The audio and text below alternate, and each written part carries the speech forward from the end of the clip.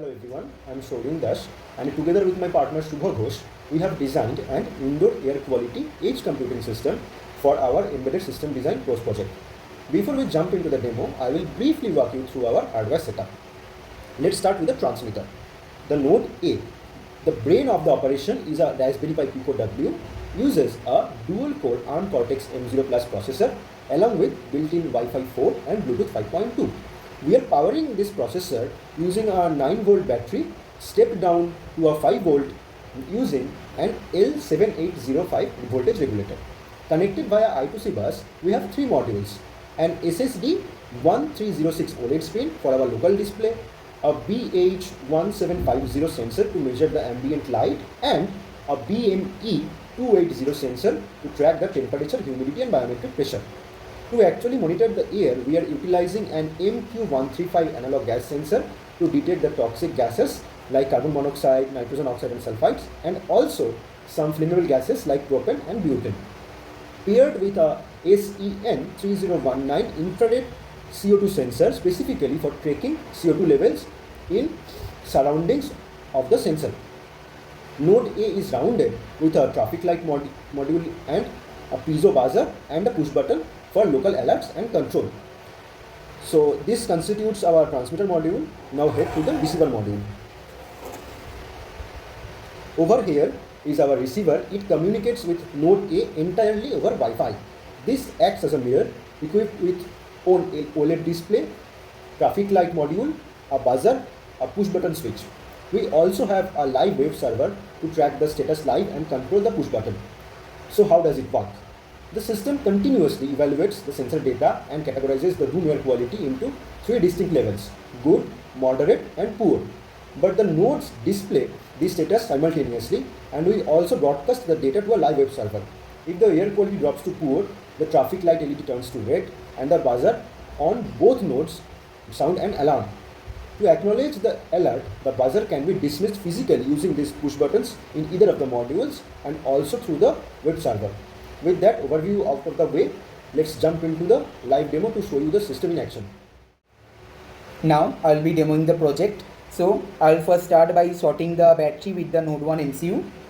So as you see, it is connecting to the Wi-Fi. So we'll wait till it connects. So see, as you see, it is connected to the Wi-Fi and we can see all the data of the various modules in the display here. And you can see in the LED, it is glowing green. That means that it is currently in a stable state and the indoor air quality is good.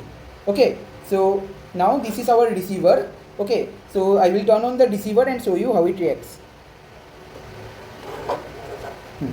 So see, it is also saying connecting to Wi-Fi and it will connect to the node A, and see, it is connected and you can see the same display here, and you can see the light is also glowing green. So it is showing the same thing. So now I will bring both together. So currently the room is in an ambient condition, so it is showing green, but I need to show how it reacts to various flammable materials and high CO2 levels and other stuffs. So I will simulate those conditions. First, what I will do is I will spray some alcohol. So what I will do to spray alcohol, I will use a sanitizer. So when I spray sanitizer here, you see it is glowing. So it is glowing red, and both are glowing. Both are not connected. Both are connected via Wi-Fi and it is glowing red. So if I want to stop the buzzer, we will just press the button and the buzzer will stop. So the buzzer is stopped, but it is still glowing red, indicating that it has determined that there is some presence of flammable materials in the room. Okay, so now I'll wait for it to stabilize for a bit so I can show you some more demos. So now that the system has returned to an moderate condition, I will show how it reacts to flammable gases like butane or propane. I will be using this classic lighter for this purpose.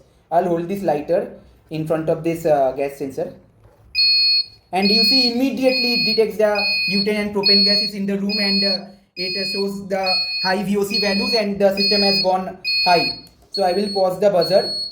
So you see it detected immediately that the room has butane and propane gases and there is a high chance that there is a flammable gas in the room. So this acts as a safety measure as well. Now as I remove the gas and it now detects no flammable gas, it has returned to the yellow state as usual. Now as you see, I have breathed heavily into the CO2 module to simulate how high CO2 level feels. So now the CO2 level has spiked very high. As you can see in the value, the CO2 value has went to 5000 ppm. So it is glowing red. It is indicating that in the room the CO2 level has gone very high and there is a severe chance that there can be carbon monoxide poisoning. So it alerts the system accordingly. We press the button to stop the buzzer, but the red light still glows.